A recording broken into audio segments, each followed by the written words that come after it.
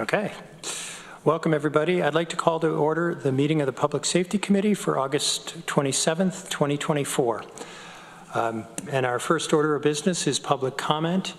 Is there anybody who wishes to address the Public Safety Committee? Is there anybody online? Okay. Are there any changes to the agenda? Mike? Yes, there is. I would just like to add one thing, the adoption of, actually, I'm told we're probably going to have to set a public meeting for this. So it'd be the adoption of local law, we don't have a number yet, of 2024, a local law adopting a youth deer hunting program. We adopted this a couple of years ago. Now what we just need to do is renew it because it's sunsetted. So I'd like to talk about whether we should set a sunset date or if we should just leave it open. We could do that since it has to go to public hearing anyway. So. Okay, so what action are you thinking we could take today? I am asking to set the public hearing. Okay. That's my understanding what we have to do, but I'd like to. We do that at the legislature or at committee? I think we have to move it out of committee to set the public hearing, and then it'll go to the full legislature and we'll vote on whether to set the public hearing. We'll do that at the next committee meeting or the next legislature meeting where then we can actually vote on the actual. Is that about right, Maury? Yeah, bring it on. Can I throw in a question? Are we able to set a public hearing right now if we don't have the text of the law, or do we have the text and it would just have it, so okay? We can move that around.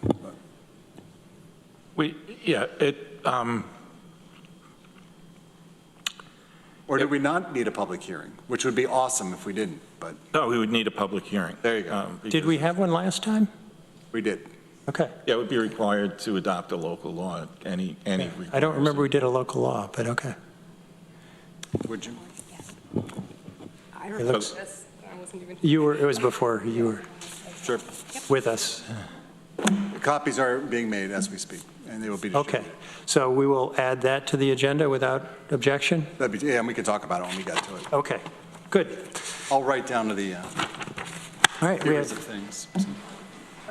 and I just mentioned, I believe that Shauna had a family engagement and is excused from the meeting today.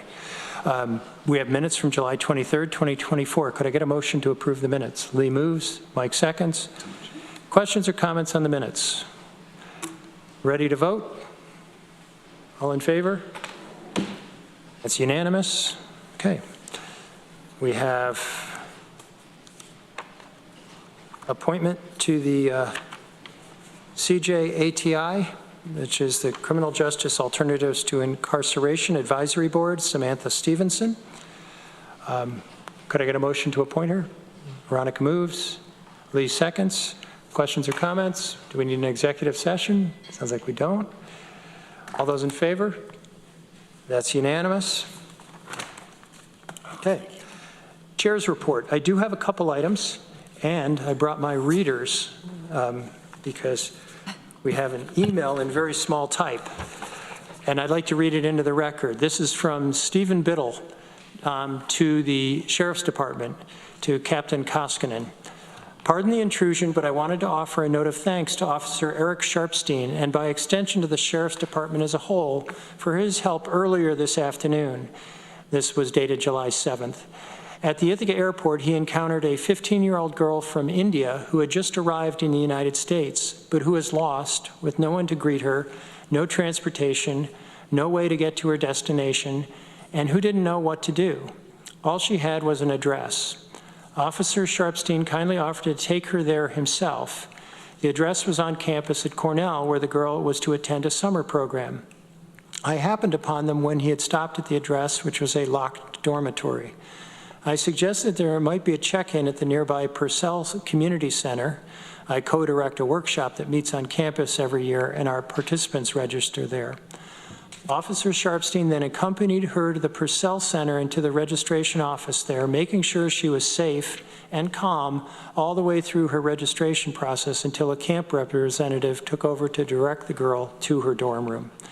This was remarkably kind-hearted of Officer Sharpstein, without whom this poor girl would still be stranded and crying alone at a small airport in a strange country. Thanks to him, her first memory of the United States will be of a kind policeman who took it upon himself to help her. His action was a credit to the department, and I just wanted to offer my thanks. Sincerely, Stephen Biddle. And I'd like to thank Professor Biddle for writing. That's really good information to know. And I have another item I'd like to read into the record. This received from our county administrator, Lisa Holmes, in her weekly summary updates. This message reads, earlier today, Tuesday, August 20th, around 9 a.m., I called 911 for help with my wife, Anne, who had fallen in the bathroom. Your dispatcher was great, calm, and quickly assessed our urgent but not critical situation. He sent the EMS vehicle, that's Emergency Medical Services vehicle, with Joe Doring, who came to our home within 10 minutes. He was very professional and helped me lift assist Anne into a chair, took her vitals, and left us feeling in control. The rest of today has been uneventful, and we thank you very much for rapid and careful help. I inquired about paying for this service and was told it is a county service without charge currently supported by a grant. I offered a gratuity that was declined. If there is any way we can help support your efforts going forward, please let me know. We are happy to pay our taxes knowing we could be supporting the EMS efforts. We are very grateful. Ned and Annie Dykes. Have a nice weekend. Two stories that I thought deserve some mention. With that said, I know we have a packed agenda and we need to keep moving. So I'd like to turn it over to the County Administrator, Lisa Holmes. Welcome. Thank you, Rich. The first item on the agenda under my report is approval of the amended bylaws of the CJATI Advisory Board. Could I get a motion on that? Lee moves. Veronica seconds. All right. Do you want to speak to them? I was not in attendance. Bridget, my understanding, submitted these. She convenes the monthly meetings of Criminal Justice Alternatives to Incarceration, and these are updated per our new advisory board policy.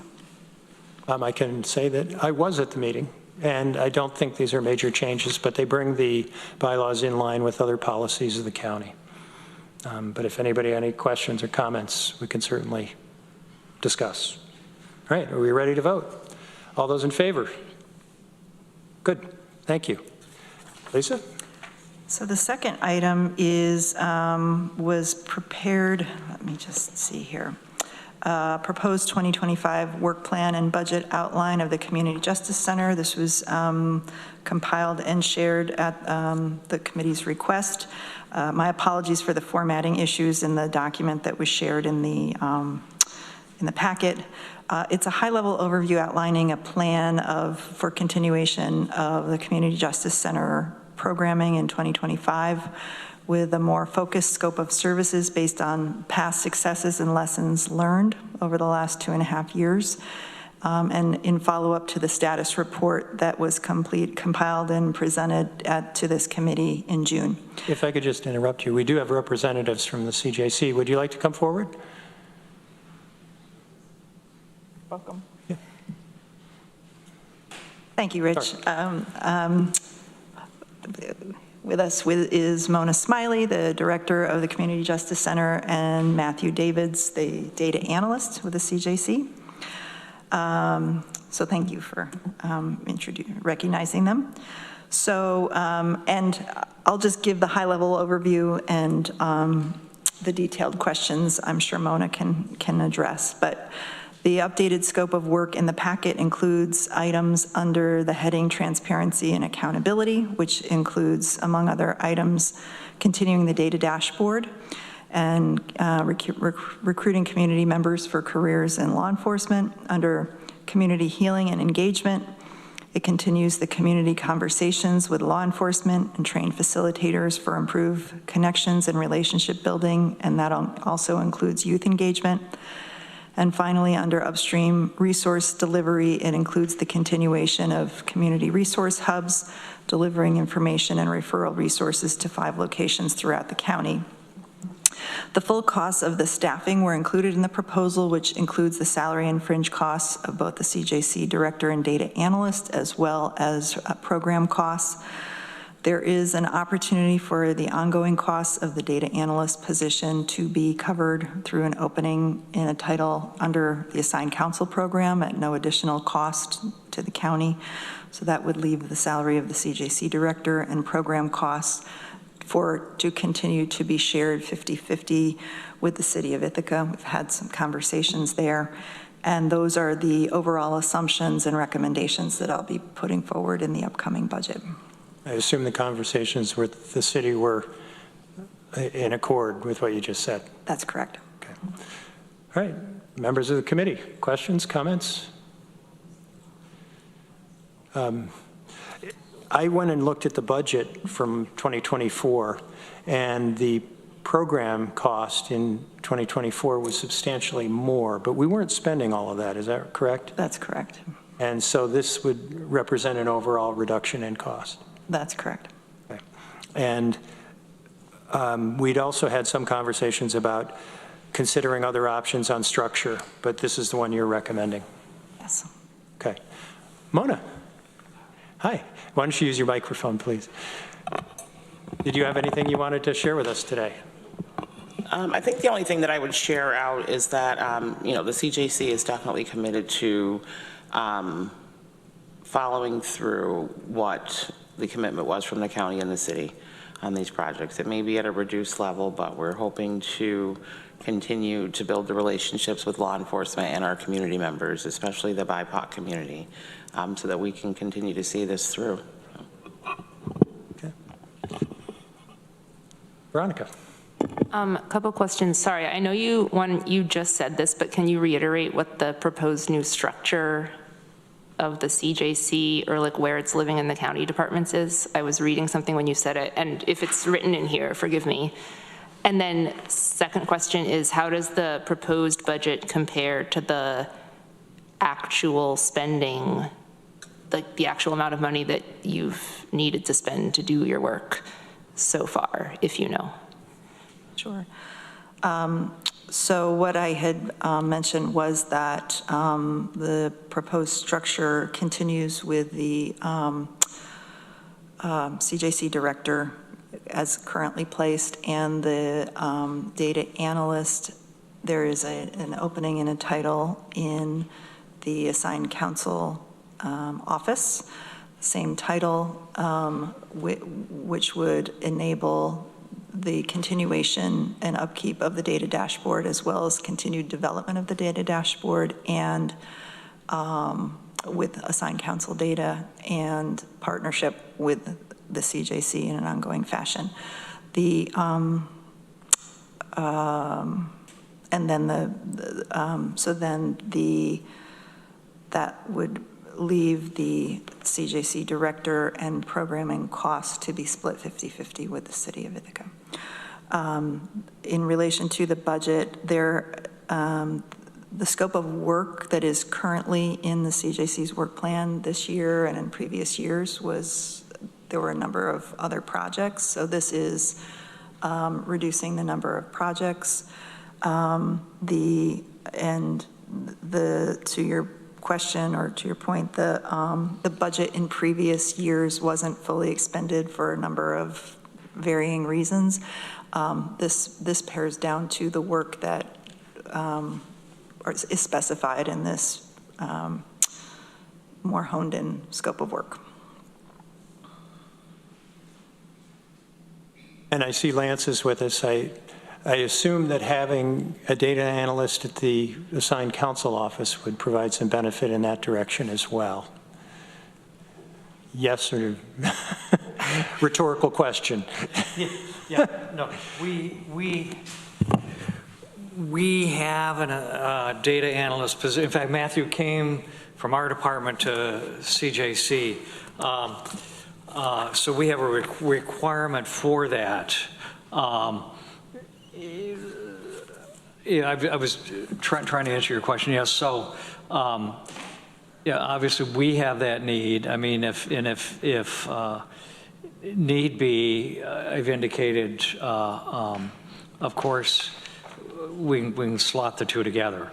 Yet, whether that's the best option or whatever is up to you guys to decide. But certainly we'd You see benefit? Yeah. Okay, all right. Mona, does this work from your perspective? It'll definitely be challenging not to have a full-time data analysis there with us. He does more than just, the upkeep of the dashboard. He does a lot of data collection and disseminating of that information for other various projects, the resource hubs, the community healing events, things of that nature. But we will, we're gonna see how it works, and we'll have to work with what we're given. What is it, Tim Gunn, the fashion guy? He always says, make it work, make it work.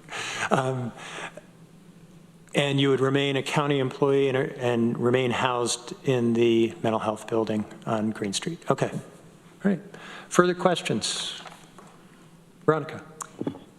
I guess this is not a question on that point, because I'm curious about the structure too, but these are probably awkward things to ask about in a recorded public meeting. But I guess I will not say that I trust the three of you sitting in front of us who all know each other to work it out and make it work. And, none of us, the rest of us are on the ground every day doing the work that you do. And so in terms of how these positions might last and be structured into the future, I will in the future be interested to just learn from the three of you how it's going and what you recommend for beyond 2025.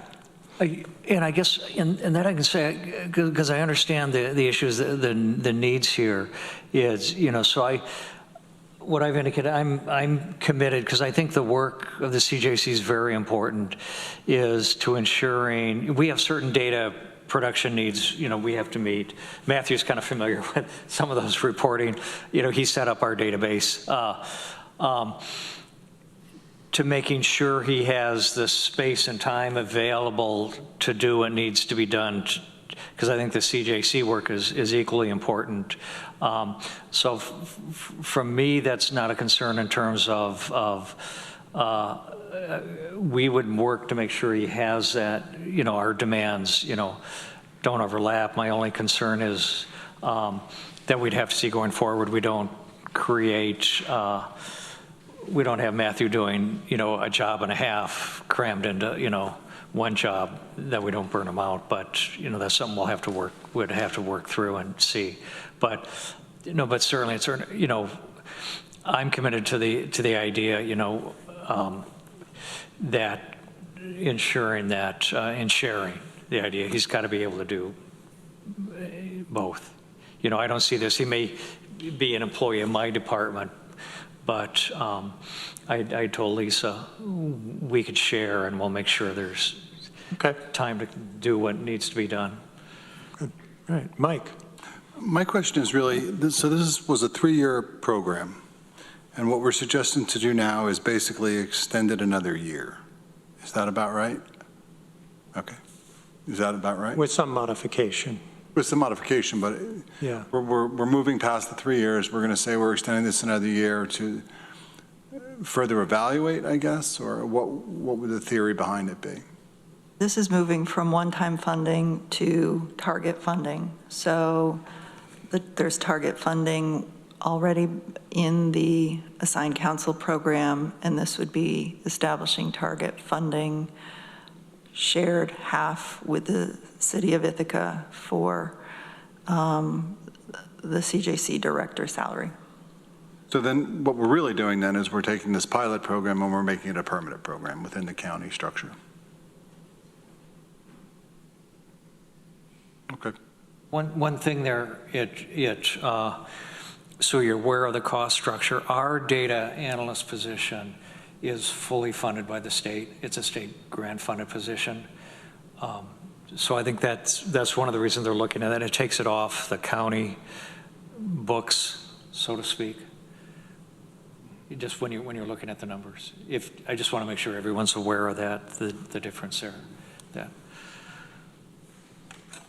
But that's a good point, Mike, because we did do this back in 2021, and this was a test, and so we're changing the nature of that if we're going forward on this basis. Lisa. So I'll also say that in this year's budget process, that's true for any of the projects and the one-time funded positions that are part of reimagining. So it includes Community Justice Center, it includes some positions at the Sheriff's Department that you'll be seeing in the budget process. It does not this year include the care team because those were funded starting in 2022 for a 3-year pilot. So we have one more year of one-time funding for the care teams. The impact, though, is that it hasn't shown up in our budget, in past years. Now it would. So this would be in addition to the levy? For the care teams? Overall for not the care teams because they're on a grant, but the CJC and the Sheriff's Department That's right. positions that have That's been correct. one-time funded would now be permanent and we'd see them in the budget. That's correct. Okay. Mike? So we're saying, okay, so now I'm getting a little confused. I'm sorry. The care team, see, I would rather just take care of all this at budget. So if I vote against this today, that shouldn't be viewed as me being against this. It's just the care team. We're not voting on it today. Okay. This is informational. What? It says resolution right there. Why? It's okay, whatever. Sorry, I'm sleep deprived. It's not a voting item, Okay. and I thought it would be funny to vote against something that no one was voting on, but carry on. Fair enough. So when this comes, will the care positions also, will they be permanent as well? Is that what you just said? No, the distinction with the care programs is that they began a year later in the process for a 3-year pilot, essentially. So they won't be coming up this time around in the budget for consideration. They'll be given one more year for one-time funding, and it will be in the 2026 budget that the 3-year pilot is over and determining whether to bring them under the target. Okay. Lee? So just to be clear, given the data analyst goes back underneath or goes over to assigned counsel and there's state funding to cover that, and a split for the director's position between the city and the county, you spoke about some of the reduced programs, and I just was doing a quick look here at 5 areas or 6 areas. So that continues on: recruitment, retention, community healing, youth engagement, community celebrations, and community resource hubs at about, well, right now the numbers say 52,000. When you add those up, is that what you'd be proposing to continue to fund on a program basis, or something? So that number would be split 50-50 with the city, and in my budget proposal, I can fund a portion of that, yes. Okay, so it's not just the funding of the director's position, but Correct. some program activities as well moving forward in a split with the city to some degree. Correct. And you're having these conversations. That's right. Okay, thanks for the clarification. Sure. It's good prep for next Yeah. month. Next week? Mike? Is the city on board with continuing this and prepared? Sounds like it, right? Thus far in the conversations that I've had with the city, their budget process is a bit later than ours, but that's always been the case. But yes, there has been support thus far in the conversation. Okay. Anything further? All right. All right. Anything else, Lisa? I think that covers it. Thank you. All right. Okay. We have our sheriff with us. Welcome, Derek. And under sheriff, sheriff's report. Thanks, Rich. I actually anticipated a very long meeting, so I don't have a lot. You have my written report attached to the agenda packet. Just 2 things to add. I know we talked to death about accreditation, but again, we're going to Albany September 12th where the vote will be had to grant us accreditation for our law enforcement division, so we're looking forward to that. We also saw at the start of a lateral transfer applicant for deputy sheriff started this week. That's the first one we've had in a couple years, so I'm excited about that. And that leaves us just a couple open positions on our road patrol. So all positive stuff, and looking forward to moving forward. So honestly, that's all I have unless anybody has questions. Okay. I had a comment, which was on page 25, you have your training notes, and you had one virtual train the trainer cleaning management institute. And I was wondering, what was that about? Rich, that had to do, I believe, I don't have it in front of me. I'm trying to switch my screens quickly. Sorry. I believe that's our certification program in the jail for our inmates. That gives them some training and a credential they can walk away with when they exit the jail that hopefully will help them in employment opportunities moving forward. Okay. Yeah, so we had one trained trainer, and we saw the program got a lot of interest from our incarcerated population. So we saw a need to increase the amount of trainers that we had. So we were able to send one more of our corrections officers to become a trainer so that we could put more incarcerated individuals through this program to, give them a certification that they could leave the jail with. And it also comes with some free cleaning supplies for the facility as well. Okay. Lee, did you have something? Just a question. It looks like you're on an upward trend with the population and corrections. And Rich reported you had some people boarded in at the last legislature meeting. Is that still? Yeah, you had a board in, right?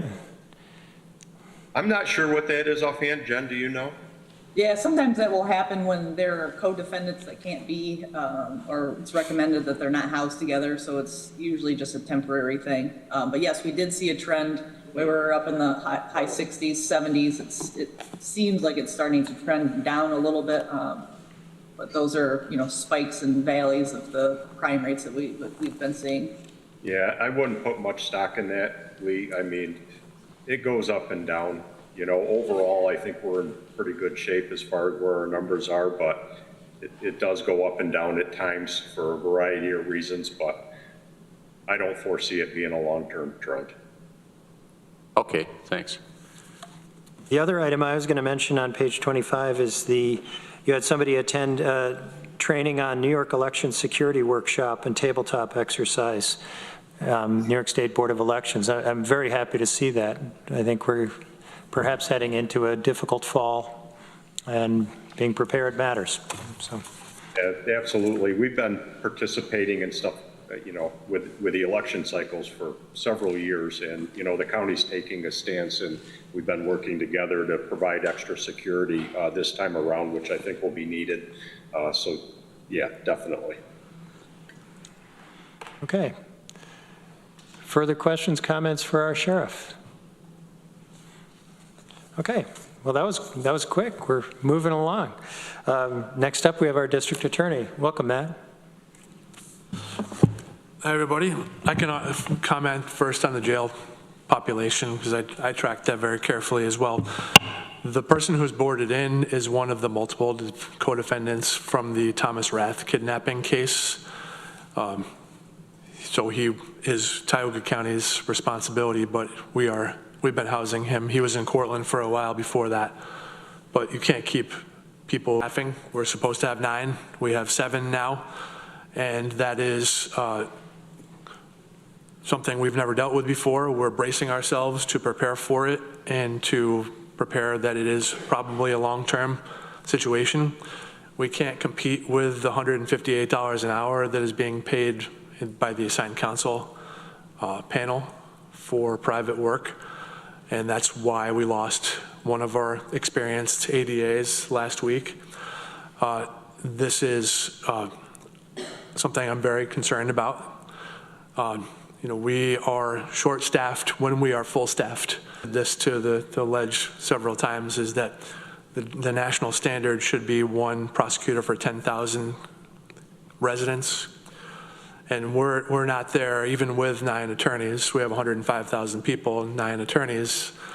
That's, 1 per 11,000, give or take. And even more of concern is that the way that we run our system here, with more focus on alternatives to incarceration, it takes more attorney time than the traditional prosecution model where somebody is sentenced to jail or probation and we forget about them. When somebody is sentenced in our cases, we don't forget about them. We monitor them because they are engaged in alternatives to incarceration, treatment court, mental health court. That requires regular meetings, team meetings, monitoring of that person, court appearances, all designed to keep them stable and supported and healthy and not breaking the law because we're addressing their underlying issues. That is more time intensive than sending that person to jail for 6 months and then forgetting about them. So if that's my probably biggest thing on my agenda is my concern about that. We've had one open position since January and no qualified interest in that.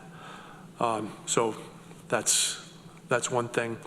I will be presenting in the budget presentation with more details about having an attorney from the DA's office present at the CAP sessions. The centralized arraignment part meets at 8 a.m. and 8 p.m. every day. And there has not been an ADA or someone from the DA's office there. Traditionally, sometimes we get a phone call to give a bail recommendation, and sometimes we are called and on speakerphone for that bail arraignment or bail session. There are many counties who have CAPs who have ADAs appear from the DA's office and are paid a stipend to do that for the 8 p.m. Appearance. That's obviously after hours. 8 a.m. is before hours for many people, depending on the hours that they work.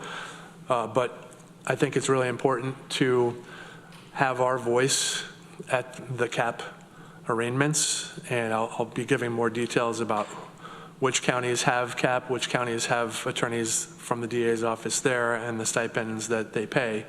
Those stipends have, across the board in New York State, come from the Aid to Prosecution grant that we benefited from this year and we will benefit from in the future based on the governor's statements, public statements about that. So I will not go into any more detail about it at this point, but that is going to be something I'll be talking about at the budget presentation.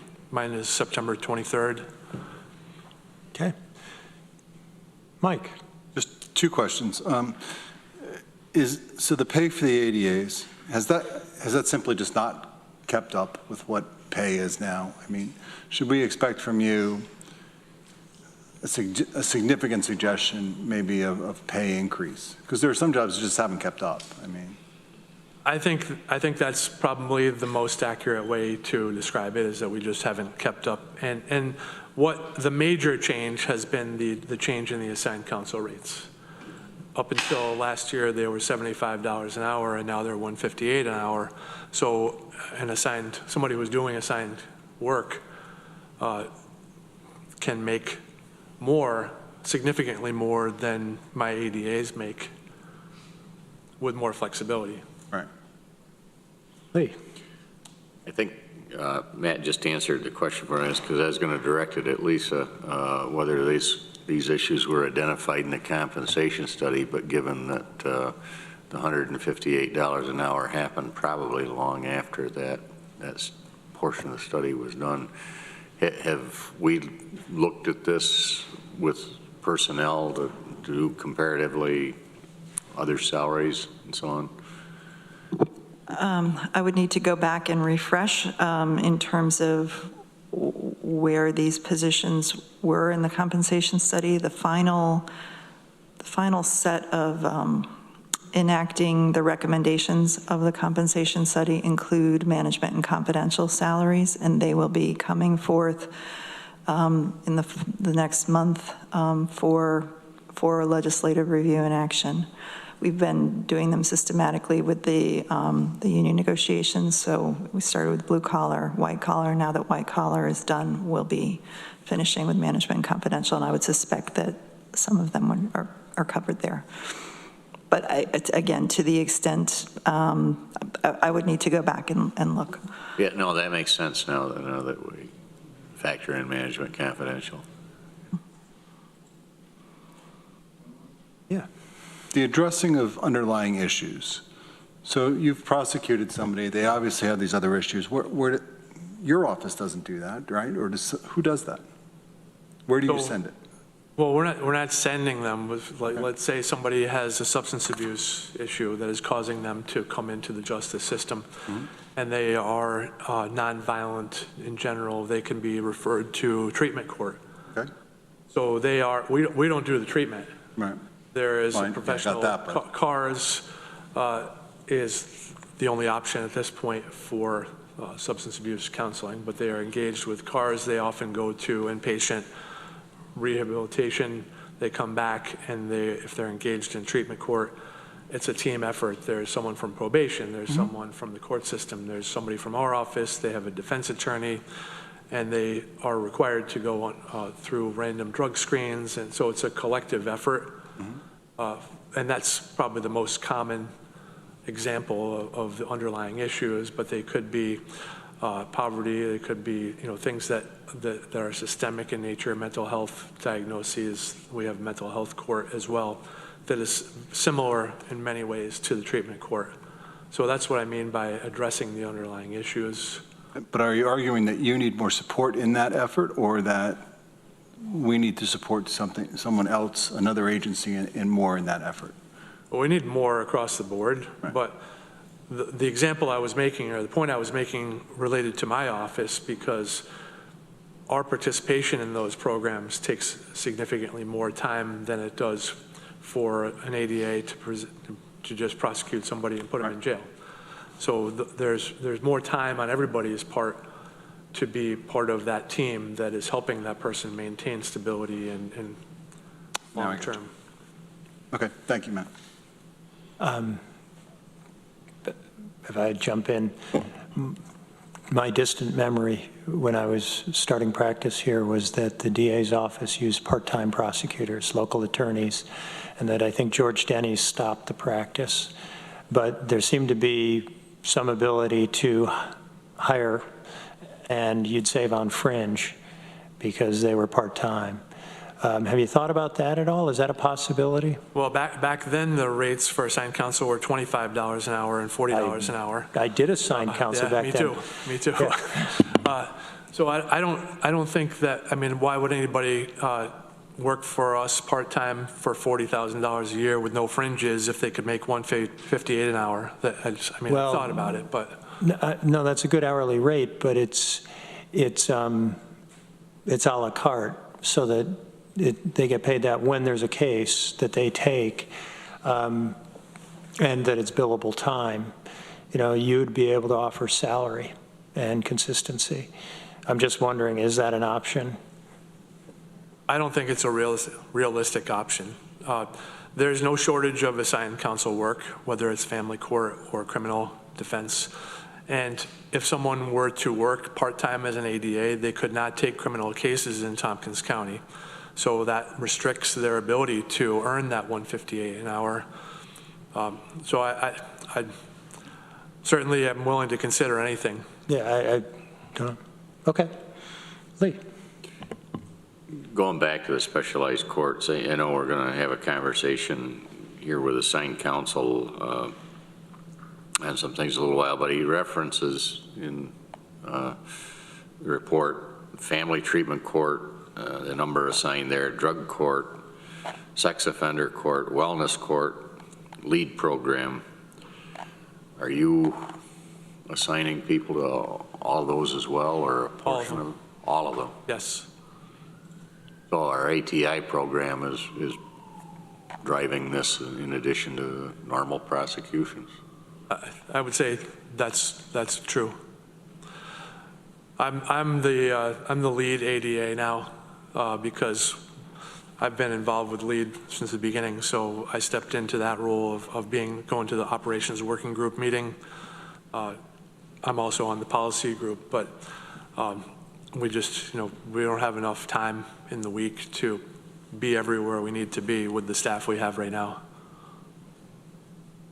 I'm just trying to draw a line here, if it can possibly be done to, the reduced need in corrections. That's the purpose of the ATI program. And, is this investment in staff time of the DA's office helping to reduce those costs in another area of the county budget? Well, it certainly is. I mean, if our average jail numbers are in the 60s, per 100,000 residents, I would wager that we are in the bottom 10 jurisdictions in the country of people incarcerated per capita.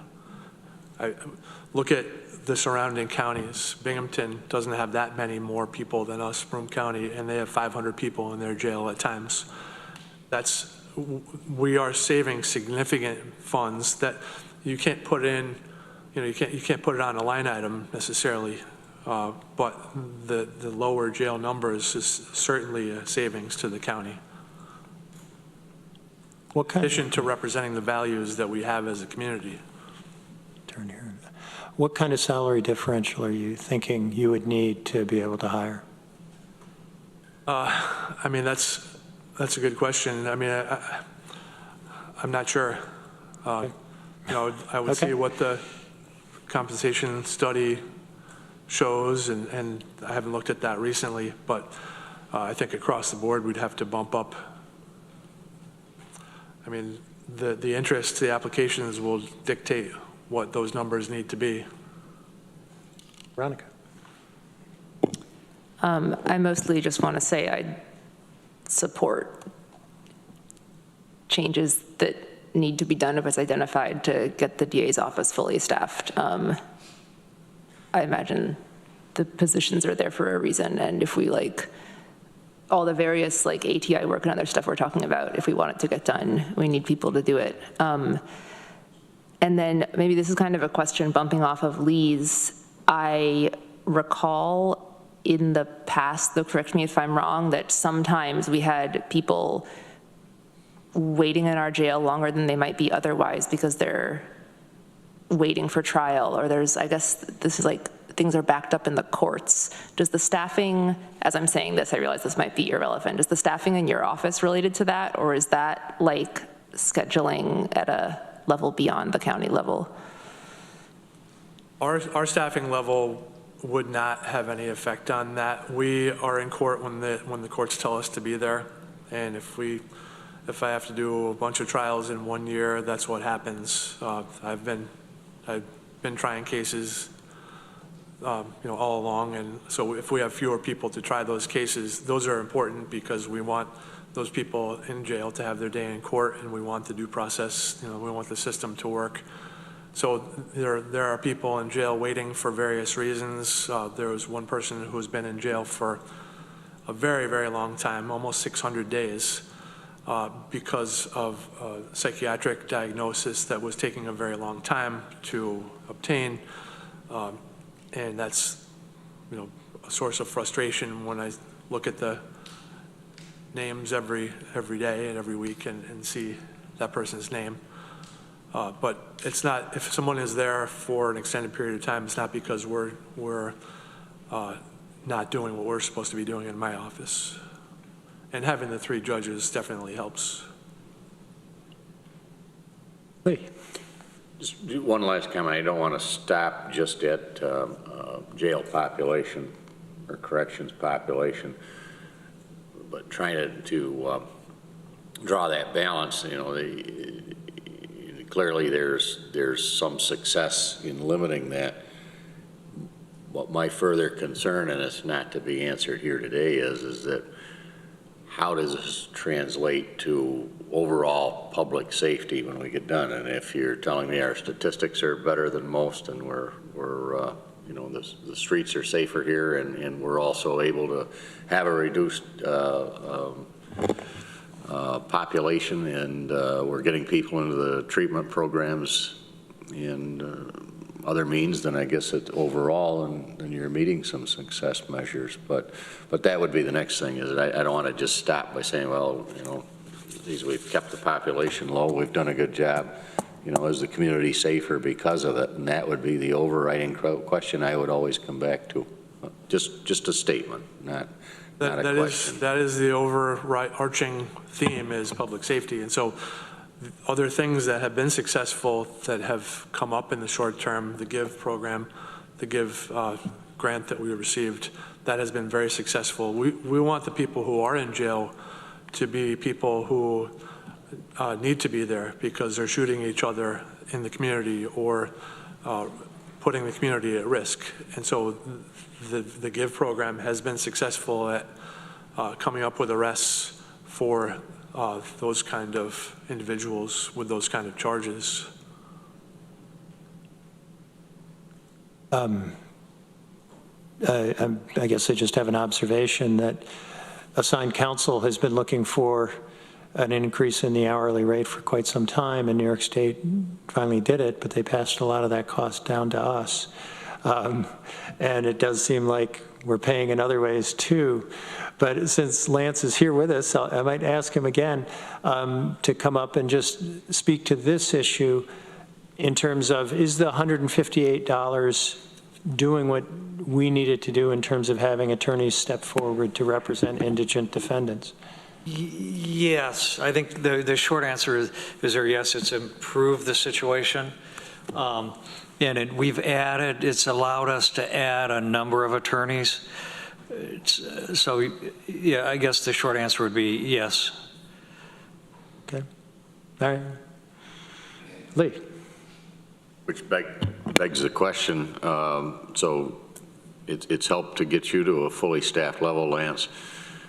Are there hitches now because of the stress on the DA's office to provide counterbalance prosecution? I'm not really sure what that means. Well, what I'm getting at is, are you falling behind because of being at 7 rather than 9, or are you just overworking the 7 that are left? Well, it's been a week. Are we slowing down any work in the criminal justice system where it appears we're more fully staffed because of the $158 than we once were? It's been a week since we've been at 7, so we're bracing ourselves. We're not going to let anything slip. It's just going to mean that the 7 people, including myself, I have a full caseload. We're going to be working more hours for the same pay. But we're not going to let it slip because the people in my office won't let it slip. I trust that. Lee, if I can add in, because I don't want to jump into Matt's argument here, but I know, because I'm in state meetings, and I know, like, this attorney had a bunch of reasons, but I think 158, was a way.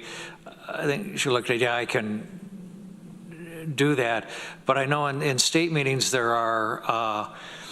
It's not just Matt's office. It's a statewide problem in staffing for PDs and DAs, and I think it's a cost issue and attracting attorneys. There's, I think, a dearth of attorneys for various reasons going into institutional providers, and because ideally from my perspective, in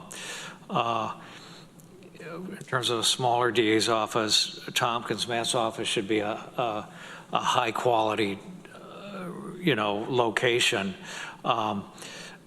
so that if he's, and I'm not trying to speak for him, but if he's,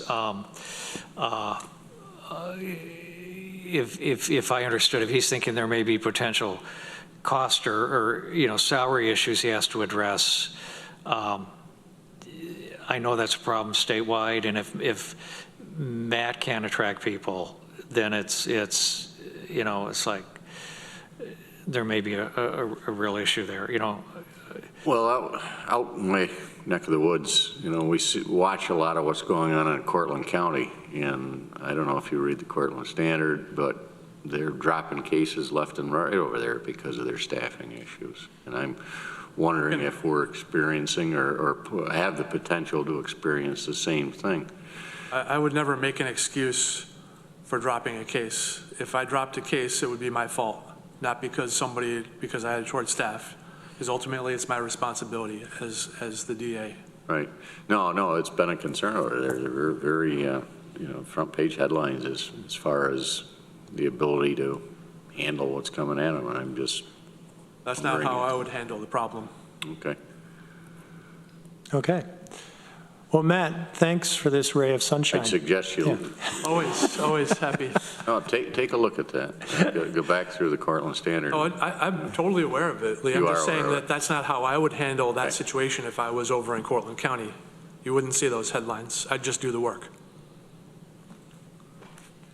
Is there anything else you wanted to share with us today, Matt?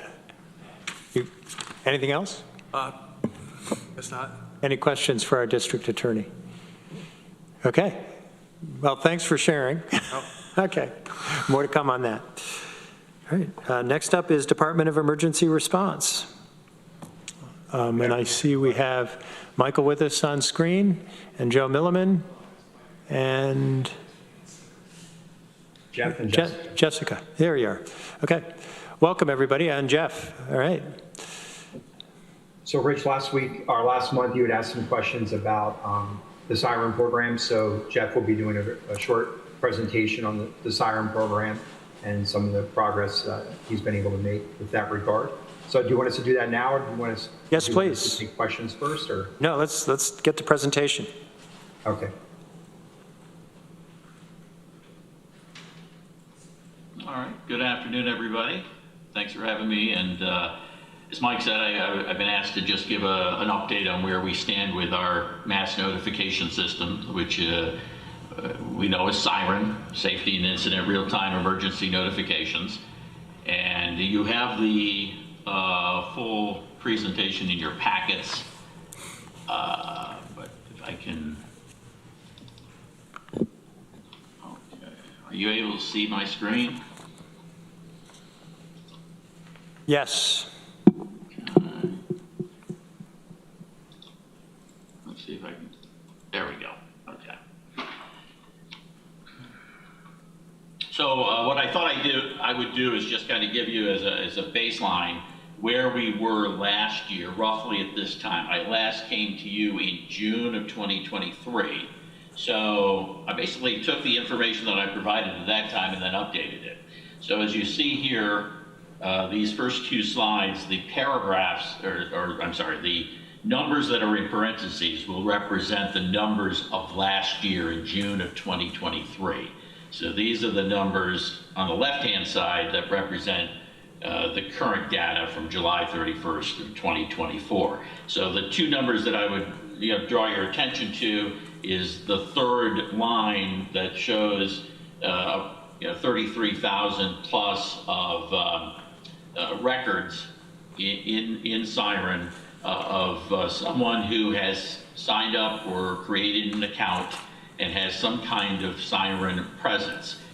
I will tell you that that number is even with that number, it's really lower than our total footprint, because when you create an account, as some of you know, you can actually add others to your account.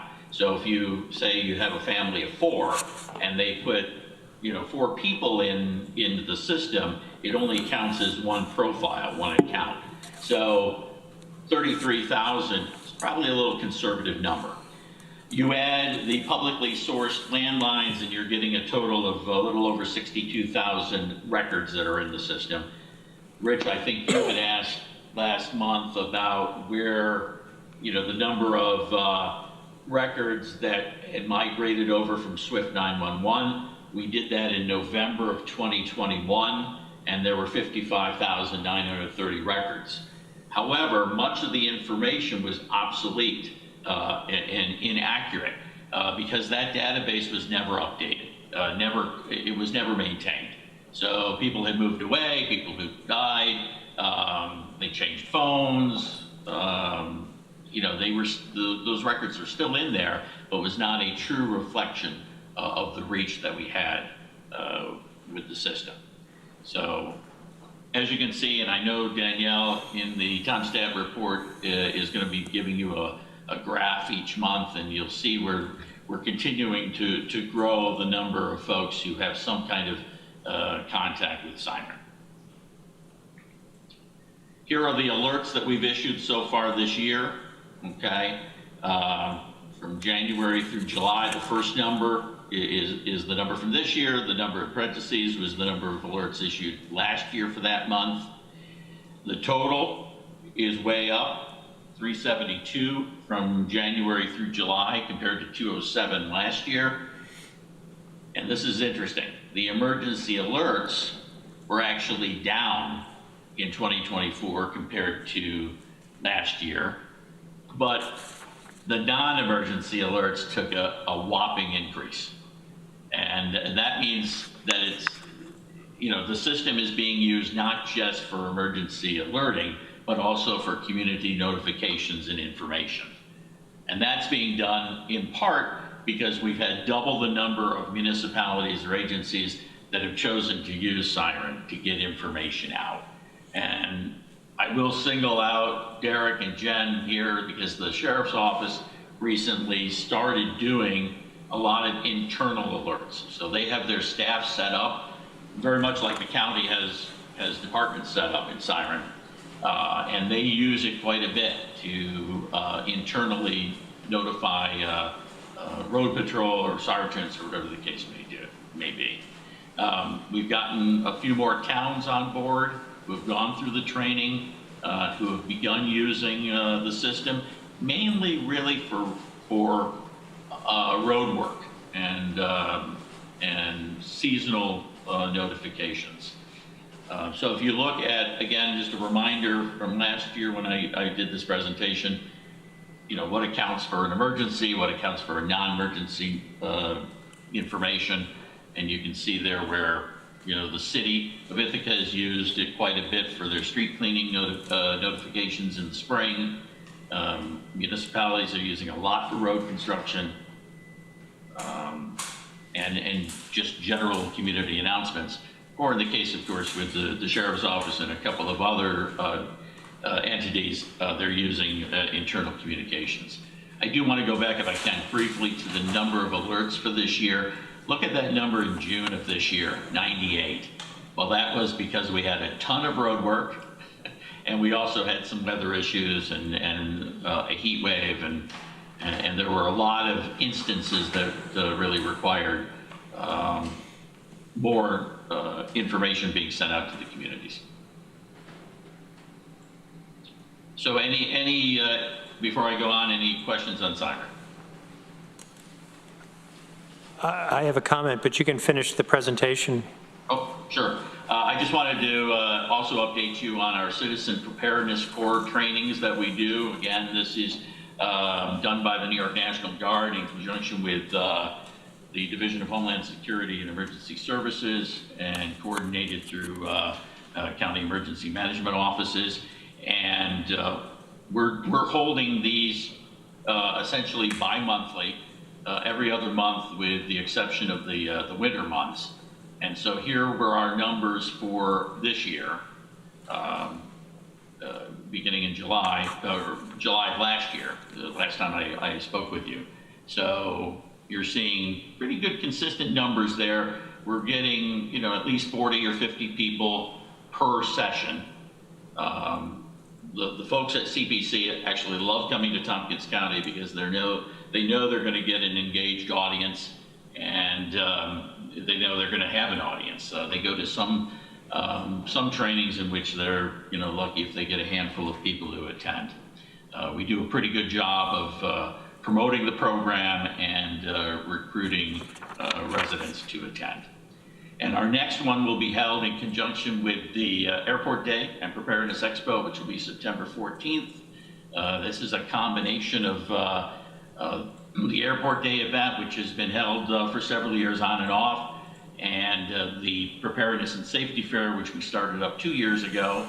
We held it for 2 years at the mall, and now we're joining forces, so we have a much better, but we hope to have a much bigger impact between the airport and the Department of Emergency Response and whole health for the folks to come out to see on Saturday, the 14th, 7 a.m. to 1 p.m.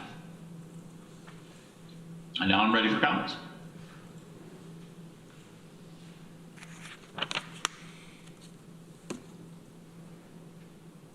Veronica, no?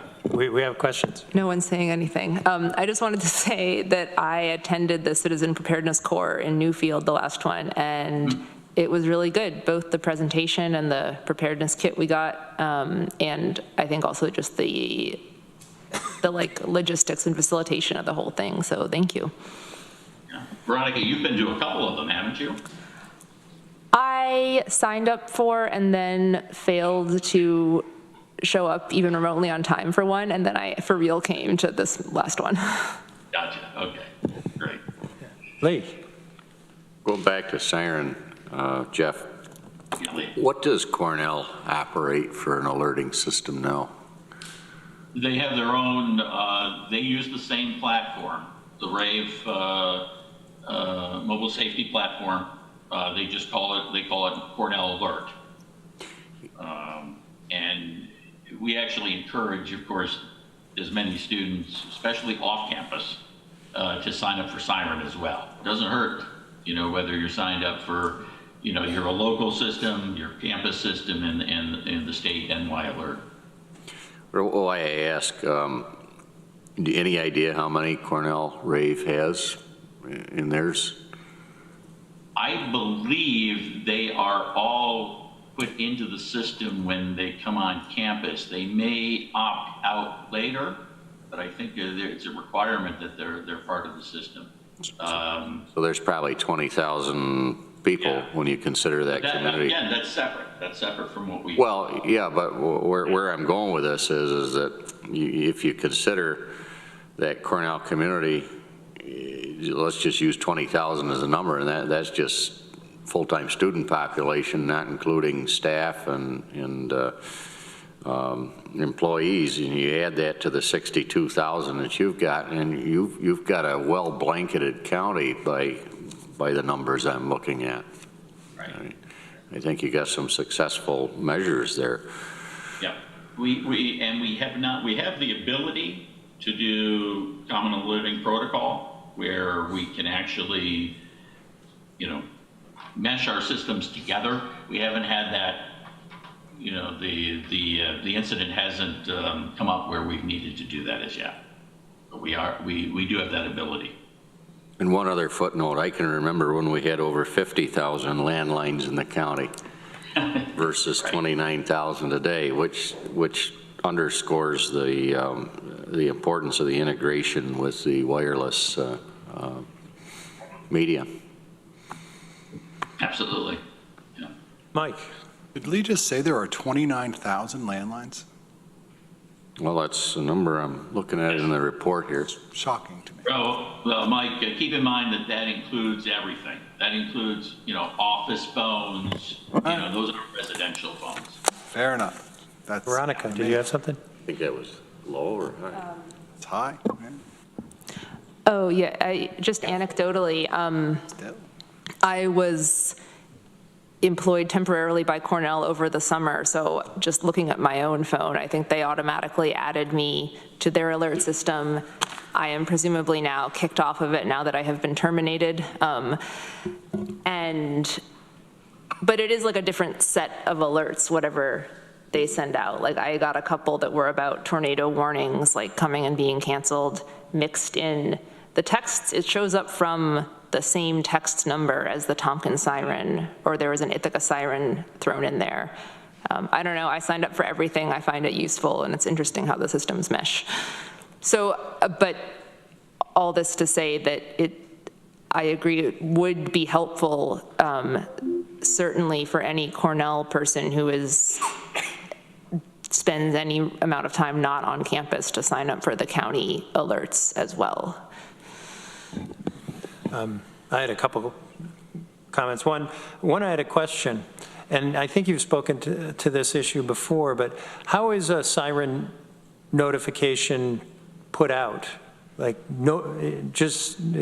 anybody can't do it, right? It has to go through a process?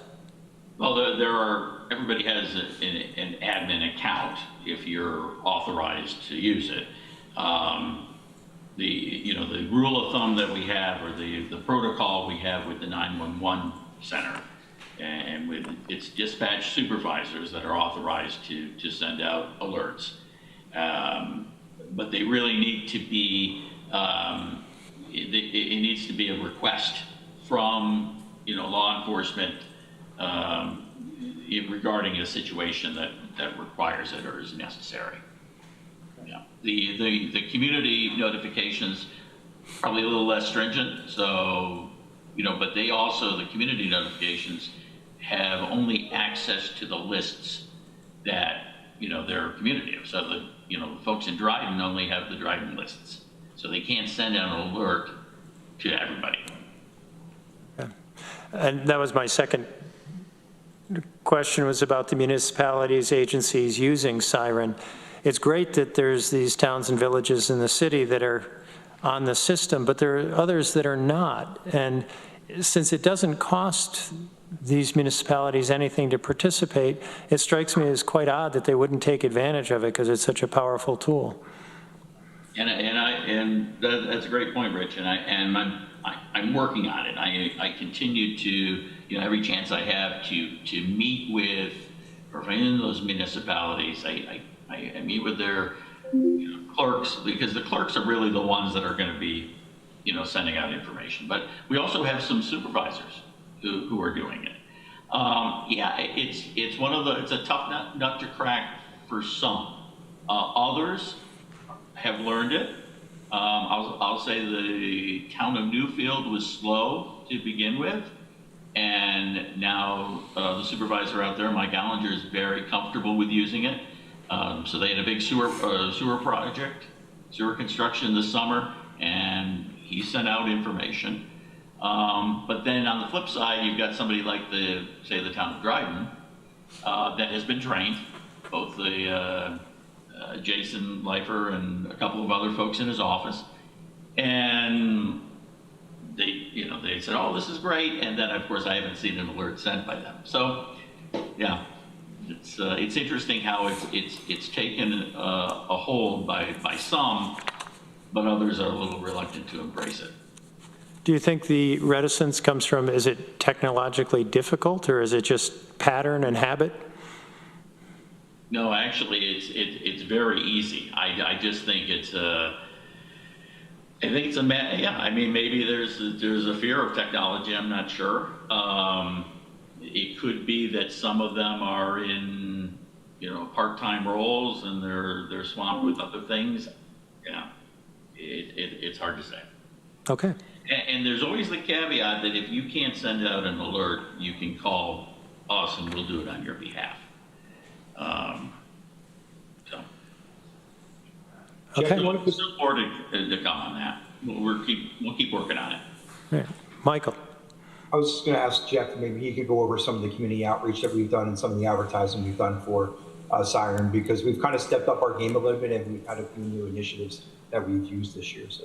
Yeah, we did redo the trifold, which Dominic and his team had put together initially, and we have redistributed that, actually hand delivered to all of the village halls and town halls. We created a placard for all of the TCAT buses. So every bus has a notification, with a QR code inside their bus. And of course, we've got the Preparedness Expo coming up next month. We'll be promoting it pretty heavily there. And really, any chance we have at our Citizen Preparedness Corps trainings, we do it there as well. Okay. Well, thank you. All right, let's keep going. Informative presentation. Thank you. So let's see. Any questions or comments on the Doer monthly report? I did have a question. I was looking at, let's see, page 37, I think it is, the monthly 911 call statistics.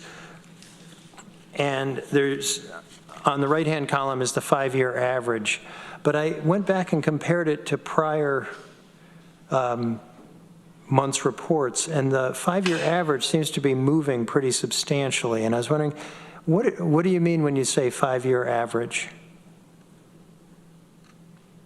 So typically, I think I would say it's what it implies, but if you're noticing an error, I'll go back and check. I don't have Danielle here today, who manages this particular page, so I would have to ask her. Did you pick up on an error, Rich? Well, just the numbers seem to be shifting more than they would. That you'd think the 5-year average wouldn't move very much. Okay. But they're moving pretty substantially. Like harassment, for example, is showing at the 5-year average is 180, and I've got my June agenda, and harassment is showing at 152. And that seems like a pretty big swing. So, Rich, probably what's happening is the month from the previous month is dropping off. So your 5-year average for this report for July, June would have dropped off. June 5 years ago is going to drop off of that average. So June 5 years ago would have to be pretty gigantic to move it 30 events. But yeah, perhaps that's it. Anyway, if we could look into that, I'd just like to Sure. be. We'll double check it. Yeah. Yeah, shots fired calls, that's pretty drastic. It looks like maybe the 5-year average just didn't get divided by 5 in a couple of the columns. Maybe. Anyway, if you could look into that, that would be helpful. Yeah, thank you very much. I appreciate it.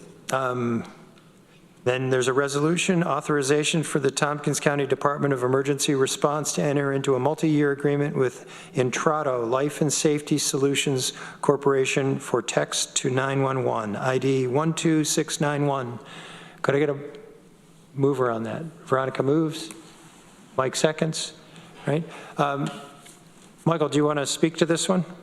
Sure. So, as we were kind of wrapping up our Pine Tree location, or we previously referred to it as a backup center, there were several other smaller projects that were tied into that, and this is one of them.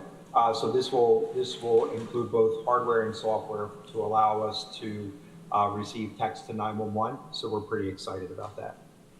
This seems to be a pretty big step forward. Lee. Just a quick question. No change to target funding, all under Correct. service contracts? Correct. Yep. And Lee, just so you know, with regards to the next resolution, same answer as well. This seems pretty reasonable in cost. That for the capability that we'd be adding, it seems very reasonable. $6,000 a year, yeah. Outside of the setup. Yeah. Questions, comments? Are we ready to vote? All those in favor? That's unanimous.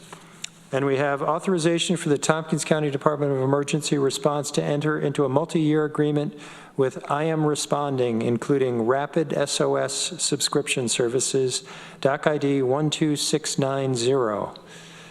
Can we get that moved? Veronica moves. Mike seconds.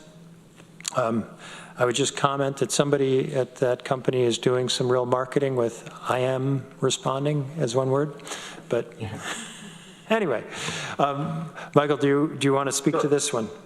Absolutely. So the county has had I Am Responding for our first responder community for probably many years, I can tell you, long before I started. And basically it's a text service. So when a 911 call comes in for any particular jurisdiction, as we load the call into our CAD and we're dispatching out those emergency responders using their paging system, they also receive a text message on their cell phones. And part of what they're able to do is actually map the response to that particular location and also acknowledge that they're responding, so that typically other volunteers in that particular fire department know that they have a certain number of responders actually responding to the emergency. So it's a great tool. It's been around for a while. I've used it in other jurisdictions. So the key with this I Am Responding, since we've already had it for so many years, it was recently acquired by Rapid SOS. So it's really a new contract with Rapid SOS. Now, the Rapid SOS piece is going to really be the first step in Next Gen 911. It just made sense that, just to kind of clearly articulate it in the resolution that this is going to be combining a previous contract with a new contract, which is Rapid SOS, and also just point out that this will help us move to Next Gen 911. So my understanding is this will allow location-based information to be sent to the emergency responders. Does it also include elevation? So say the floor in a building? Not yet, but I do know that Rapid SOS is going to be a pioneer in that area. So we're kind of excited about that. And I'll just want to point out, Rapid SOS is, just a third-party company, but they're providing us better data than Verizon. So we can get more accuracy, especially with cell phones, as to a person's location. So if we had like an abandoned 911 on a cell phone, it's really accurate. So we're really excited about expanding our relationship with Rapid SOS and their platform. And I'm excited to see what they're going to bring forward in the future. Okay. Are we ready to vote? All those in favor? That's unanimous. Great. And let's see, Mike, if you wished, I was wondering if you had any further reflections on July 15th and the 911 call volume. It sounds like that was a pretty big day. It was. Are you satisfied with the ability of our system to manage that many calls in a day? I mean, frankly, the team that was working that day did an extraordinary job. I think like everyone does, I feel we could always use additional staffing, but certainly that was a little bit of an anomaly, but I think they handled it well. One of our biggest challenges that day was the number of power outages and down trees, and working with our partner NYSEG. They have a really solid protocol set up for days like that, and we report batches of events to them. Sometimes it can be difficult to get through them initially, but once we do, we'll normally give them a list. I think that was our biggest challenge, but that wasn't just us. That's really every county around us. But outside of that, I'm really pleased with how not only the 911 center handled it, but all of our first responders. The fire departments that were going from call to call to call, providing updates. Residents that were calling in down trees, fire departments that were getting to those locations, giving us updates so we could provide that information to NYSEG. So again, a little bit of an anomaly, but I think as a first responder community, I think we shine. Yeah, I think I read that the Cortland Department of Emergency Response provided some backup for overflow calls, and that's part of that New York State system that has been rolled out. And I was wondering, how did that piece of it work? Sure. So really, that's a little bit of a new endeavor for us. That really started after our outage back on June the 8th. Not many counties, really almost no counties, have automatic rollover, and we have that now with Portland. It was a little bit of a struggle for them, to be quite frank, because they were getting inundated with calls as well. So a couple things can happen. If we don't answer the call after 7 rings, it rolls over to them. And if they don't answer, it rolls over back to us. We're exploring a couple different options with Portland right now to help with that transfer. One particular area that we're looking at is something called CAD to CAD. And for those, I think, Rich, you might remember when you were observing, we enter all of our CAD calls into our CAD system. And we have the ability to communicate with not only Portland, but also Cornell, where one or the other could enter in a call for the other. So even though they may not necessarily be able to dispatch it, if they're able to pick up the call and get it into the system, it will populate at our center. So we're having those conversations with them. But they were able to answer calls when they weren't answering their calls, and the calls they weren't able to answer rolled back to us. Okay. Oh, great job that day. Great. Anything further? Okay, let's keep going. Next up is Department of Probation and Community Justice. Carla and Dan are with us. Welcome.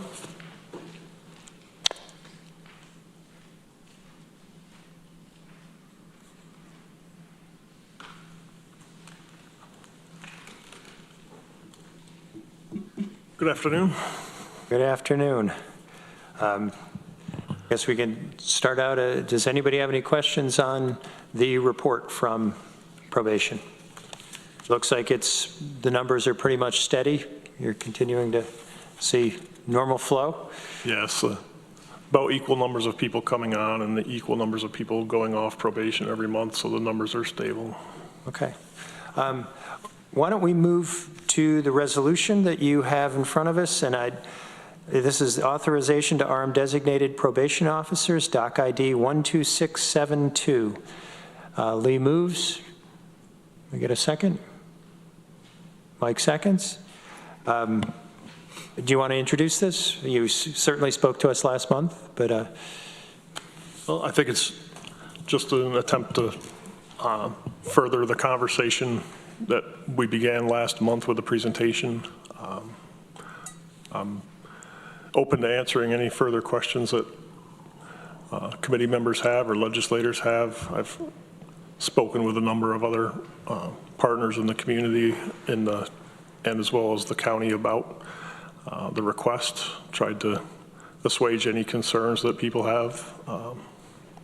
And I'm just looking forward to seeing what happens with the resolution. Okay. Questions, comments from the committee? Lee. Just a comment. I think the presentation that was made last month was pretty complete and compelling and comprehensive. I don't know what more information I would ask for, and the resolution reflects the key points that were made last month, and I'm fully in agreement with it. Okay, Veronica. Yeah, I still have concerns, and I guess I want to ask about one line in here where it says, whereas the Tompkins County Probation Department has presented information expressing legitimate officer safety concerns resulting from the supervision of gun-involved individuals, no issues there, while not being equipped to provide for their own self-defense if necessary. Can you elaborate on in what ways officers are equipped to provide for their own self-defense, and in what ways one would use a gun to defend oneself? This may be a naive question as a non-gun user myself, but I think it's important. I don't think it's a naive question. I mean, law enforcement officers have a right to defend themselves when they're faced with deadly physical force, and we're encountering situations where we're at increased likelihood, in my opinion, of encountering deadly physical force being used against us in the performance of our job duties. I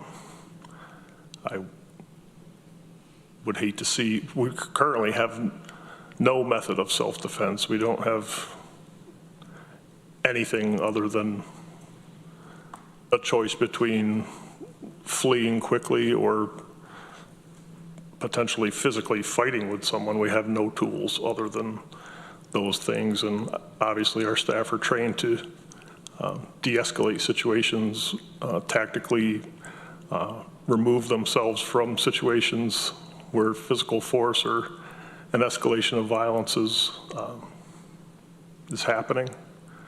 It's called tactical retreat. You try to get out, but in a situation where you were unable to get out and someone's threatening you with a knife or another deadly weapon, and your only option is to defend yourself with your hands or try to escape, a firearm would give you a means of defending yourself with like force. Thank you. So I feel like you did articulate a list of means of self-defense that I realize don't cover all situations already. I guess I'm consistently skeptical that introducing more firearms into a situation will necessarily help.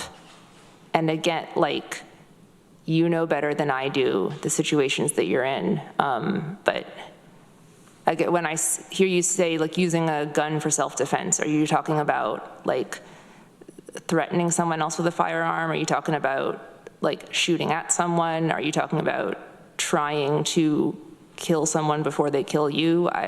What should I be envisioning here? I think you should envision the same thing that you would envision with a police officer. We don't threaten people with firearms. We don't threaten people without firearms. But in the instance in which someone was threatening one of us with a deadly weapon and we had no means of escape, and it's clear that the situation could not be de-escalated, violence was occurring, someone was trying to kill one of us, like a police officer, it would give us the ability to try to defend ourselves, where we currently do not have that option. Go ahead, Lee. How much does the GIVE grant? The probation department receives $42,600 of the total, which is about $385,000, I believe. And your purpose is to get guns off the streets? Supervise gun-involved individuals and remove firearms from their possession in the event that they have them. How many people are we talking at this point that you've interacted with since the grant's been accepted? Any idea, ballpark? I can tell you currently we have 15 individuals under supervision. We've had others who have come on supervision and since left. I would estimate a total of 20 to 25. So you're interacting with at least 20 to 25 people with a history of gun violence? I'd say that's correct. Supervising them and having to disarm them if you locate that on the visit? That's correct. And the number will continue to grow. Last year was the first year of the grant, so initially we started with 0 people on supervision for GIVE. By the end of the year, we had about 10, with people who've left and other people who've come on. Now we're up to the current numbers, but people are on probation for a felony for 5 years. They're on probation for a misdemeanor for 3, so you can see that the numbers will grow over time, assuming that people are successful and remain on probation, which is certainly our goal, to keep them on probation and help them rehabilitate themselves. Yeah. I guess I'll take a turn. Did you ever? No, I was You're just moving. Okay, you're allowed.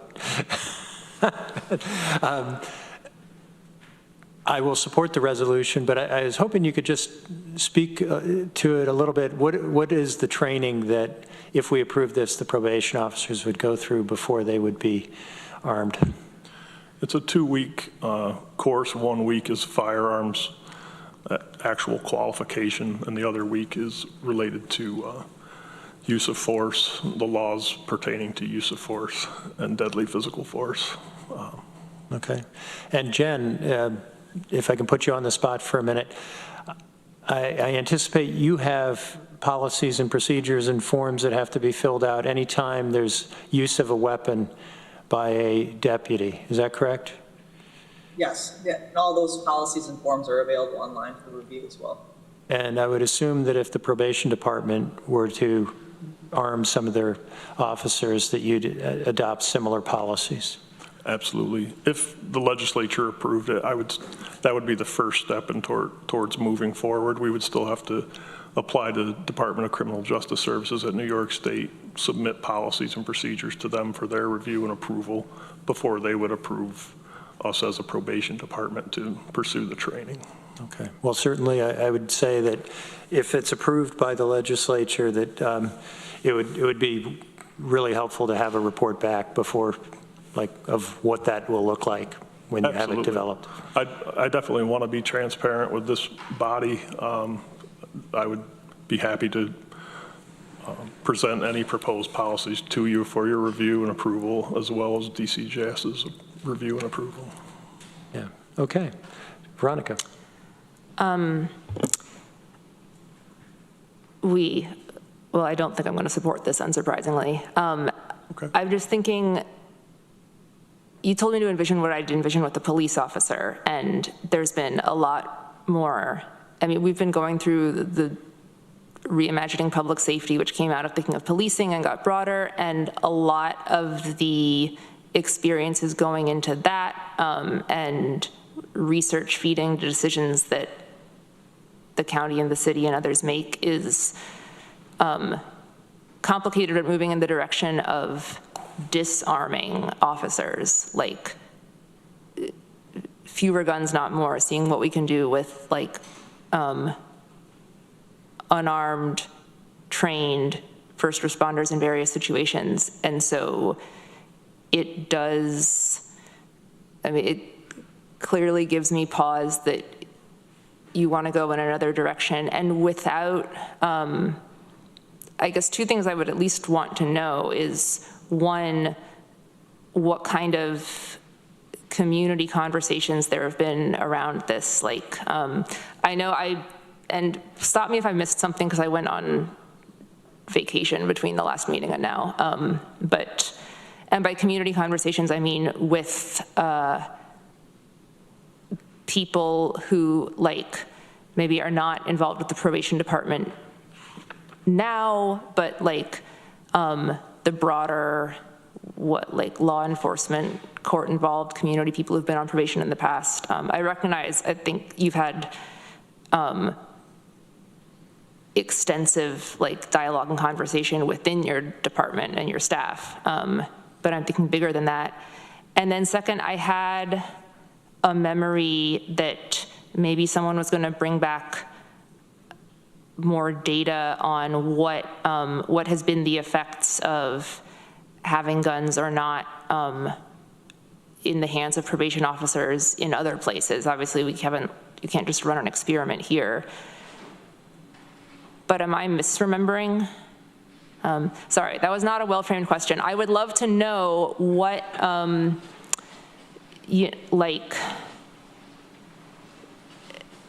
just see data and evidence from other places, like where have things gone wrong if a probation officer doesn't have a gun? Where have departments armed or disarmed, and what changes have we seen? I know if we think about like just plain policing, there's been successes introducing unarmed responders in various programs alongside police officers, like as a different program, like the Oregon's Cahoots or something, but that's also a different, like, police officers have a different mission, a different, what am I trying to say? Like stuff they're being asked to do, and also a different default behavior in that we expect the cops to have guns and the probation officers to not necessarily. Well, I think Those two big question marks. way too many questions for me to answer in one group, but I would say that if you're referring to the CARES teams as unarmed responders going out into the community. It's an example, yeah. Well, those CARES teams members are accompanied by an armed police officer. I'm not familiar with any police officer in Tompkins County who has become unarmed who's out there doing their job without a firearm or other means of self-defense since reimagining public safety started here in Tompkins County. There are 42 probation departments out of 68 in New York State who carry firearms. There are 17, working towards 19 of 21 probation departments that do give work who are armed.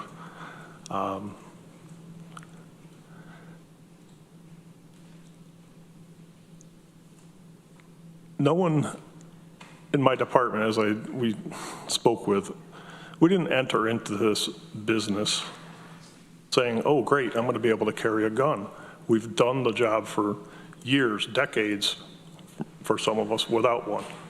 A new edition of the GIVE program and the GIVE requirements and the expectation to supervise gun-involved convicted felons who cannot legally possess a firearm, some of whom continue to choose to do so. It becomes our responsibility to deprive them of that firearm.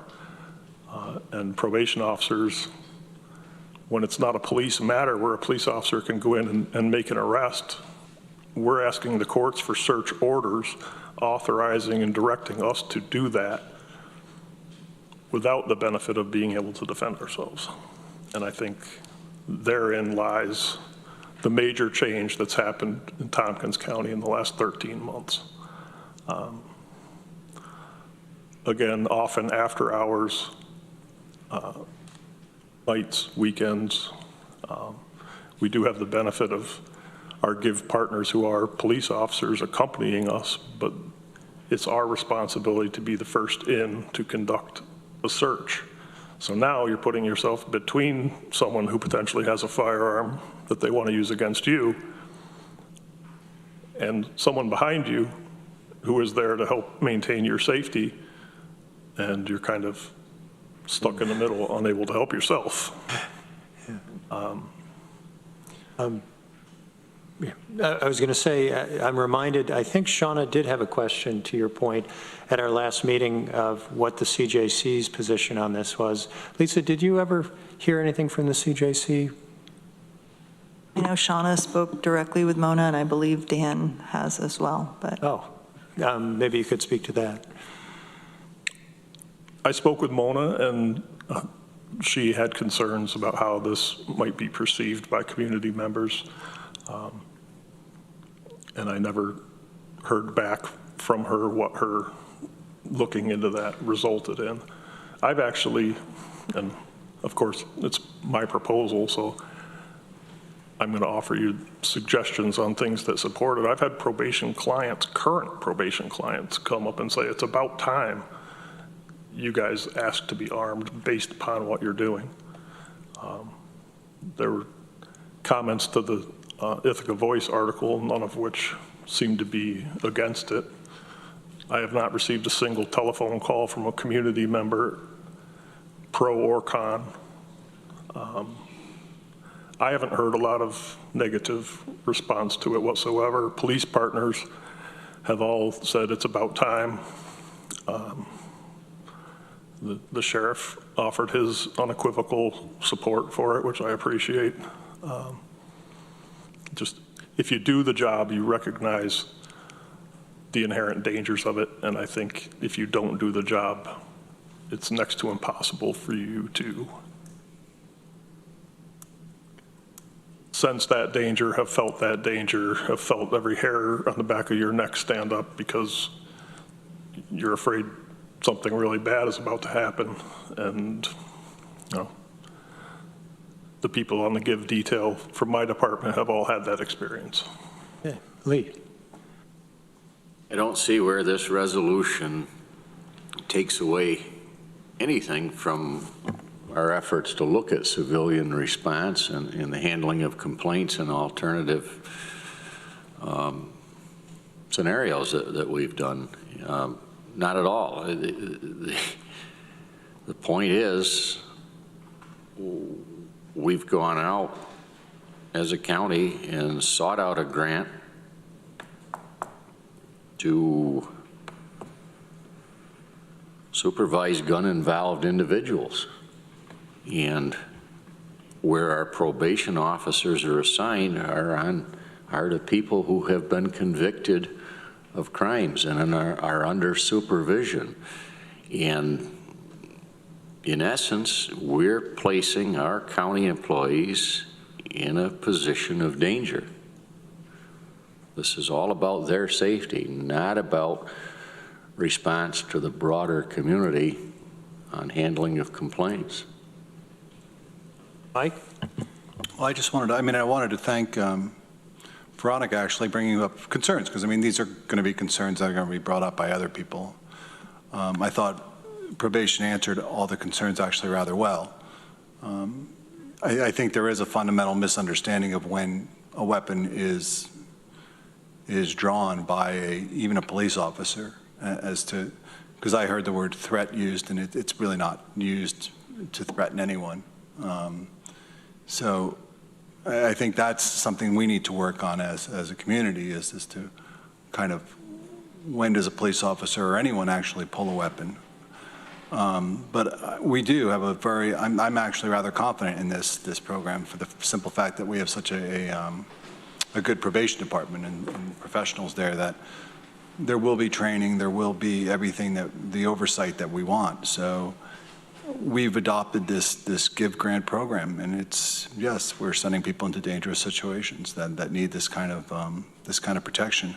I will say, I thought we as a committee did ask the CJC to kind of weigh in on this, and the CJC was here, so I kind of thought they would be weighing in on it. So maybe there's some miscommunication there. Okay, but here we are. Dr. Pilar, I don't intend to sway you, and I respect your opinion, but we're talking about potentially arming 7 trained professionals to remove firearms from individuals who should not have them. The give detail took 23 illegally possessed firearms from people who should not have had them. So adding 7 in the hands of trained law enforcement professionals in order to continue that effort, I think makes the community as a whole safer when we're more safely able to take firearms away from people who cannot legally possess them. We do not police the community. The people who are on probation chose to be on probation. They had other options. They agreed to the conditions of that probation term where they would not continue to possess firearms illegally. And if they're choosing to violate that specific condition, I think that speaks volumes to the danger that those individuals may present, which is far exceeds the danger of arming 7 trained probation officers, in my opinion. Okay, I know this is an important conversation, but we are pushing our deadline, and I anticipate we're going to have the whole conversation all over again at the legislature. So perhaps we could take the vote and move it forward, and we'll see where it goes there. Is that okay? That's okay with me. I guess, yeah. We're running out of time. There'll be do more homework between now and the legislature meeting. Yes, there'll be more to say. All those in favor? All those opposed? 3-1, it passes. Okay. We will see you at the legislature meeting, I anticipate, and we'll have a good conversation there. Thank you all. Is there anything further from Probation and Community Justice? I did want to mention that we had our first ever probation officer graduate from the new basic course for Peace Officer Academy. It was an 8-week academy completed by Christina Davidson in the 2nd week of August, which is a great accomplishment on her part. And I also wanted to give some kudos to Bill Apgar and Tyler Mix, who are my work project supervisors for community, SWAP, community service, yeah, thank you. Hundreds of hours of time dedicated to the dump and run program from Cornell University.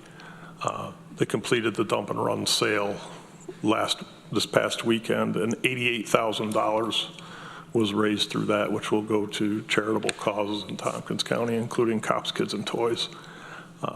Without Bill and Tyler, who oversee the volunteers for that program, it may have gone to the wayside during COVID, so they've been able to sustain it and grow it, and $88,000 is the most they've ever made at the sale. So that's great news. Yes. Yeah. Okay. Thank you all. Great. Moving on, we have Lance Armstrong from Assigned Counsel back with us again. Lance Armstrong? Wait. Lance Armstrong. Oh, Lance Armstrong. Jeez.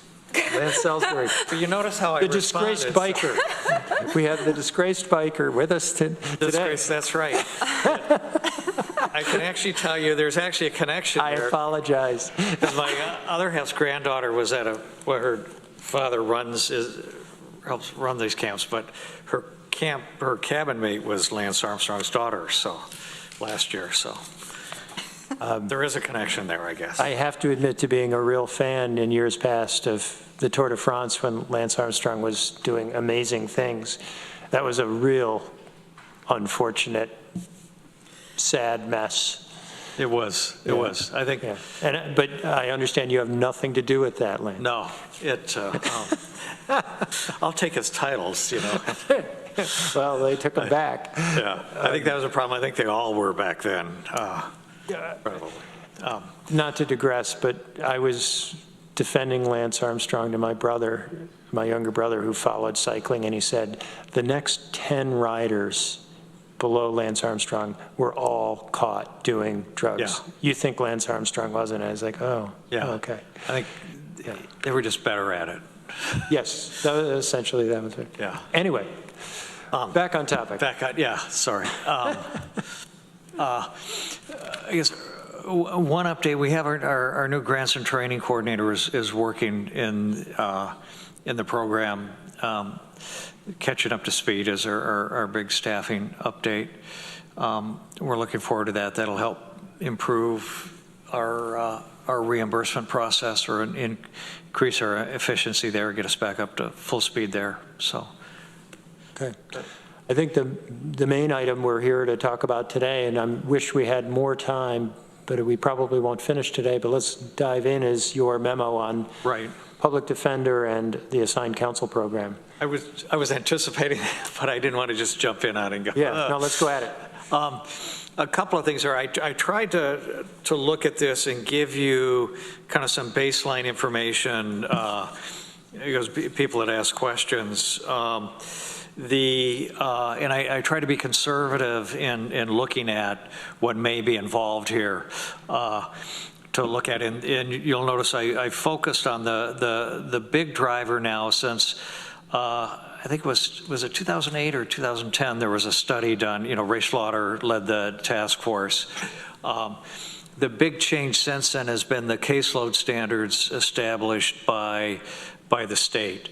You'll see me, I spent a fair amount of time trying to explain what those were, because those are the big driver and caseload standards. They, particularly if you're going to have an institutional provider, one of the realities is they're much stricter and harder on compliance with an institutional provider, frankly, because as they acknowledge, they have a harder time trying to track that with an ACP, an assigned counsel program. So not a very comforting approach. We have to comply, and we look at that, but they recognize, because a lot of our, attorneys do retained work and may work in multiple counties. We track that, but they know they can't apply the same strict standards. That was just as background. To explain those hours, when you look at them, the first question I often get is minimum average hours. And what that means is, for instance, if you look at, if you look at 50 misdemeanor cases or 50 non-violent felony cases, when you average that out, they expect there should be that minimum, it should average out, that would be the minimum number of hours you would average out to that should be spent on those types of cases. So when you're looking at that number, that's what that means there. And then the other thing to be aware of that this ILS has talked about is their caseload standards were done pre-discovery reform, so they feel they're out of date. They, in terms of defense attorneys have a greater workload now looking at particularly body camera, but the discovery reform, they feel the need to reform that number. They haven't, because a lot of institutional providers are not able to staff, or still struggling to staff to meet the old numbers, so they've held off. And then I put in the new numbers, these national numbers, the NPWDS numbers that came out. That's not a requirement, that's just kind of a informatory standard.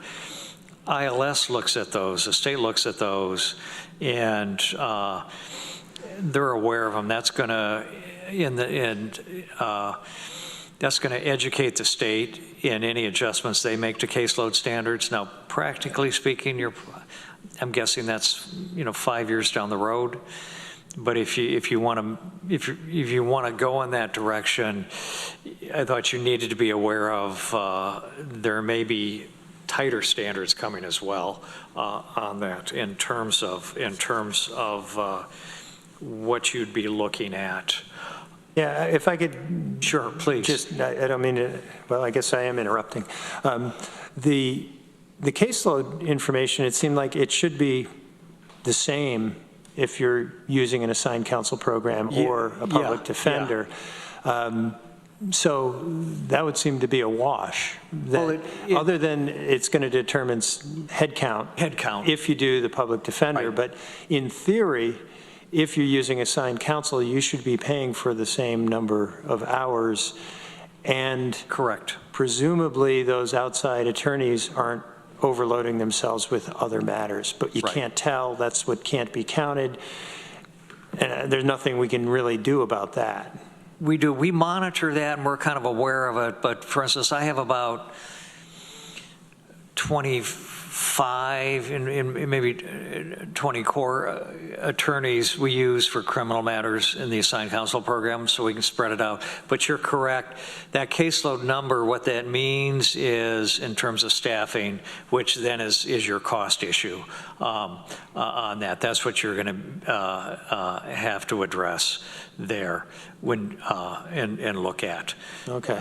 The big question I had was on the budget numbers you had there, and the $158 an hour. Is that fully absorbed in the numbers we're using for the assigned counsel program? Yes. Yeah. Okay. That's what we're using. We get partial reimbursement, and you'll see that's reflected in our budgets, and talk about it when we get to budget. You see the state income, it reflects that. The other issue in terms we get other state money in terms of grants and disbursements to support activities, that number's not going to change. How you'd allocate it would, because you'd have two per, to allocate it from. The big issue there you'd be looking at is this state's position is we supplement, we don't supplant. There are ways you try to work with that. Some things you can do, but that's going to be one of the realities. I've had several conversations, so I could try to answer questions here with the head of ILS, she's also indicated they're always happy. They're talking with other counties if you want to talk to them, and that their concern in terms of a model is not what model you have, it's quality of representation is what they look at.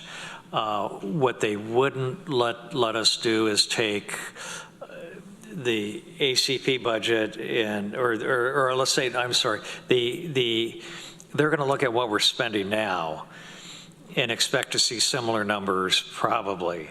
And in terms of their cost support,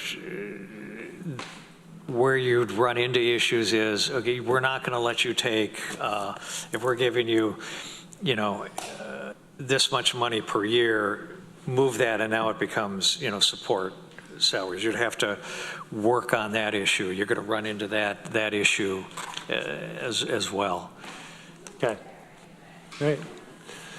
Questions, comments for Lance? Do we need Veronica? It's just thank you for putting this together, and I haven't digested it fully yet. Yeah, no, plus your comments now. That's right. I have to admit, Bridget actually did the salary numbers. I'm not going to take credit for those. Those are. Okay. I think this might be something. There's a real density to this information. Maybe we could put this on our agenda for next month too, and continue the conversation. Make sure everybody has time to really absorb it. Yeah, I just was looking at the budget and trying to understand where the net local shares are, and this is net local shares, what you're showing us. Yeah. Because your overall budget is a little over $4 million. And it's about and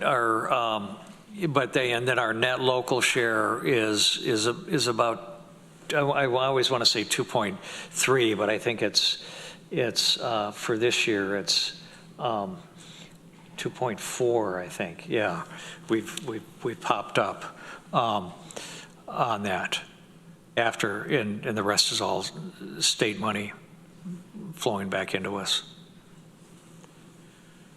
I'm just kind of trying to sort through the $158 an hour versus this salary and the parallel back to the assistant DAs. You know, if you went to the public defender system, does that create a pool of people now that would want to go over to the other office? I'm being a wise. No. I was going to say, in one piece of information I'm waiting on from the state that they're looking at, should have by the next meeting. They have a team who actually looks at. They're going to look at our numbers, and they'll tell us what they estimate the number of conflicts, for instance, in the criminal cases would be, which would tell you how big cost on your conflict side, which would probably be the ACP program, would be. That they help you know what that cost plus would be. Well, the point is, I'm just back to, if we can't fill positions in one office and we create 10 or 12 positions in another office at a comparable salary, what makes us think we're going to fill those? And I thought about that because I anticipated a question. Well, you have all these ACP attorneys, you're going to pull them in. I would think in the criminal side, many of our top attorneys, you're not. They're partners in law firms or have their law firms, and their income levels are six figures. They're not coming to be an assistant public defender for a variety of reasons. There are probably about 5 you could pull in. After that, you'd look, you have, one of the issues is you have people in the private sector, they have a lot of flexibility and so forth. Do they want to work?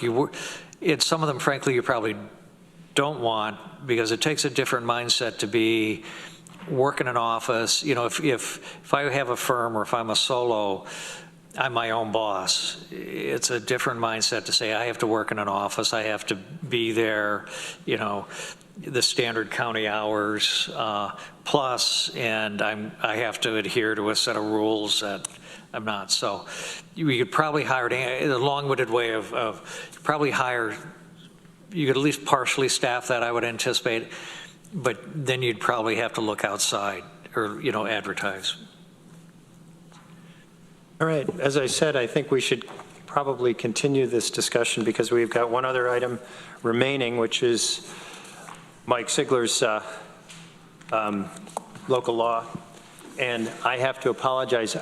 Summer is over. I'm starting teaching at 3:25, so I'm under the gun a bit. But I'll be quick. We must have a meeting at 3. Oh, so let's, Mike? I will be quick. So basically, this local law, what I'm looking to do is, since this I think will be the easiest way to get this through, will be just to extend this out another 2 years. This was a pilot program we did to allow youth hunting, to hunt with a crossbow rifle or shotgun muzzle-loaded firearm in areas where firearms may be used during hunting seasons through December 31st, 2023. I want to move that to December 31st, 2025, so that would be 2 years. You guys will have to do this again. We'll have to do it again in 2 years, and then maybe at that point we can make it an open-ended kind of thing. To do this, we're going to have to apparently go to a public hearing, so that's what I'm hoping to do right now, is to take this resolution and move that we send this to a public hearing, which would be at our, Okay. It has to be, I think. Is there a second on that motion? Lee seconds. So there are probably questions. I did invite Gary Argetsinger, who did not expect to be here for 2 hours, so I'm sorry about that, Gary. But you got to hear the probation discussion, which is kind of fascinating. But if you have any questions, I would like to invite him up. Yes, please. And I had raised the questions. I wanted to get some assurance that there just haven't been any incidents involving youth hunters.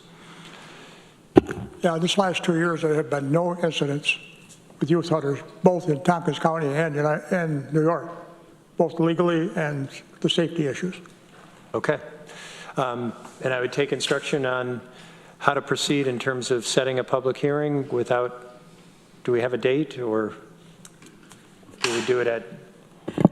We can send a resolution to next week's legislature meeting on the 3rd of September and setting a public hearing for the 17th. We'd need a separate resolution than the one that was distributed earlier, but I can prepare that. I have one prepared. Okay. I'm prepared. Further discussion? Send it to a public hearing? We ready to vote? All those in favor? All right, that's unanimous. We also will need a resolution for the local law, Okay. which is the one that was distributed earlier. Okay. And I do have I will have an edit. So you have two, one with a 2-year extension. Let's see. This is the one that was. Okay, so we would just do this one for a 2-year period? Yeah. Yes. Okay, so this is adoption of local law, a local law adopting a youth deer hunting pilot program. We don't have an ID number because it's member filed. This would be an extension for an additional 2-year period. Do I have a mover? Mike moves. Veronica seconds. Right. Further discussion? Are we ready to vote? All those in favor? All right. Great. And I want to thank Brittany and Katrina for my disjointedness. But thank you. And Gary, thank you for coming in. Thank you. You did. Any further business to come before the Public Safety Committee? All right, seeing none, I'd entertain an adjournment. So moved. We are adjourned. Thank you, everybody.